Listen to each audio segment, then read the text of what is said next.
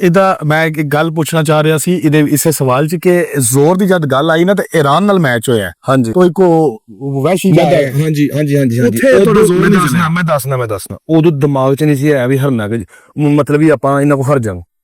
ਪਤਾ ਸੀ ਆਪਣੀ ਟੀਮ ਤਗੜੀ, ਆਪਾਂ ਸ਼ੁਗਰ ਮਿਲ ਨਾਲ ਖੇਲਦੇ। ਜੇ ਸਾਡੇ ਦਿਮਾਗ 'ਚ ਹੁੰਦਾ ਨਾ ਕਿ ਉਹ ਤਗੜੇ ਨੇ ਸਾਰੇ ਤਾਂ ਆਪਾਂ ਉਹਨਾਂ ਕੋਲ ਫਿਰ ਆਪਾਂ ਹੋਰ ਰੰਗ ਹੋਣਾ ਸੀ।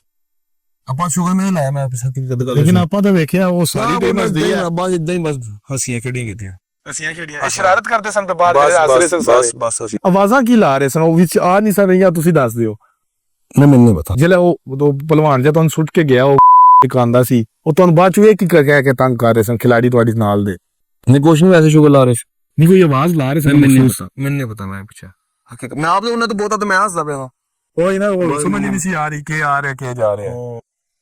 ਯਾਨੀ ਅਗਰ ਸੰਦੇ ਜ਼ਿਹਨ ਚ ਹੁੰਦਾ ਤਾਂ ਫਿਰ ਇੰਜ ਨਹੀਂ ਸੀ ਹੋਣਾ ਨਾ। ਅਗਰ ਮੇਰੇ ਜ਼ਿਹਨ 'ਚ ਇਹ ਹੁੰਦਾ ਨਾ ਕਿ ਟੀਮ ਤਗੜੀ, ਆਪਾਂ ਫਿਰ ਰੰਗ ਸਾਡਾ ਹੋਰ ਹੋਣਾ ਸੀ। ਫਿਰ ਕਿਸੇ ਹੋਰ ਗੱਲ ਫਿਰ ਅਸੀਂ ਹੋਰ ਤਰੀਕੇ ਨਾਲ ਖੇਲਣਾ ਸੀ।